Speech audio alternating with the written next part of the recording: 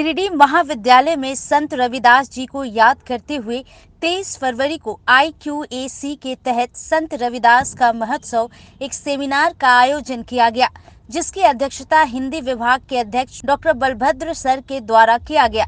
इनके साथ महाविद्यालय के प्राचार्य डॉक्टर अनुज, आशा कुमारी रजवार, धर्मेंद्र कुमार वर्मा, संजय पांडे, अजय, संतोष, बलराम, हिमानी, सरिता व बीएड विभाग के विद्यार्थी तथा यूजी हिंदी विभाग के विद्यार्थी शामिल हुए। सभी ने संत रविदास जी को याद करते हुए उनके कथनों को याद किया, आज के समाज के परिप्रेक्ष्य में उनके महत्व को बताया था तथा उनके विचारों को अपने जीवन में कैसे हम उपयोग कर सकते हैं, उनके बारे में सभी ने चर्चाएं की और इस सेमिनार को सफल बनाया। जैसा कि मैं अपने आप को पाता हूँ, मुझे कॉलेज में पढ़ने का अवसर नहीं मिला, लेकिन मैंने कॉलेज के अध्यापकों से बराबर संपर्क में रहा और जब मैं कार्यालय में मुलाजिम रहा, जब भी मुझे फुर्सत मिला, जब भी मुझे कठिनाई महसूस हुई, तो मैं साहित्यकारों के पास गया। साहित्यकारों से चर्चा परिचर्चा के बाद जो एक वैचारिक समझ बनती है, उसको जिंदगी को समझने में, समाज को जानने में और देश की दिशा को पहचानने में बहुत ही आपको एक समझदारी मिलती है, ऐसा मेरा मानना। अभी आप चर्चा कर रहे हैं संत रविदास जी के महत्व का। जब हम संत रविदास की बात करते हैं तो उस संत को हम याद करते हैं जब हम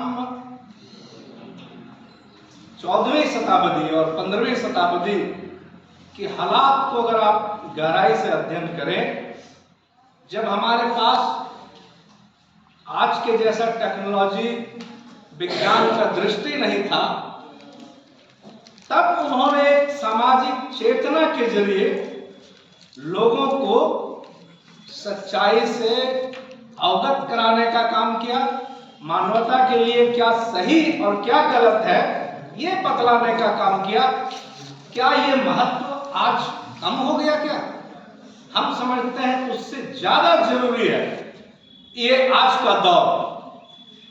अभी आपके ही विचारों से जहां हम देख रहे थे कि एक तरफ रैदास और एक तरफ तुलसीदास का जो अंतर्विरोध है कि उस ब्राह्मण को मत पूजिए जिसमें गुण ना हो, है ना, उस चंडाल मेरे लिए पूजनीय है जिसमें ज्ञान है। दूसरी तरफ आप वहां भी एक चेतना ग्रहण कर रहे हैं कि भाई ब्राह्मण कितनों भी गुणहीन हो, हमें उसे पूजना ही चाहिए। और ये चेतना समाज में मौजूद है, सच्चाई है, इससे हम इनकार नहीं कर सकते हैं। और आज के दौर में जब हम सुनते हैं कि मेरे झोपड़ी में राम आएंगे, मेरे भाग्य खुल जाएंगे, मुझे कठिनाई से मुक्ति मिल जाएगी, ये भी विचार, एक चेतना है और इसका भी बड़ा महत्व है।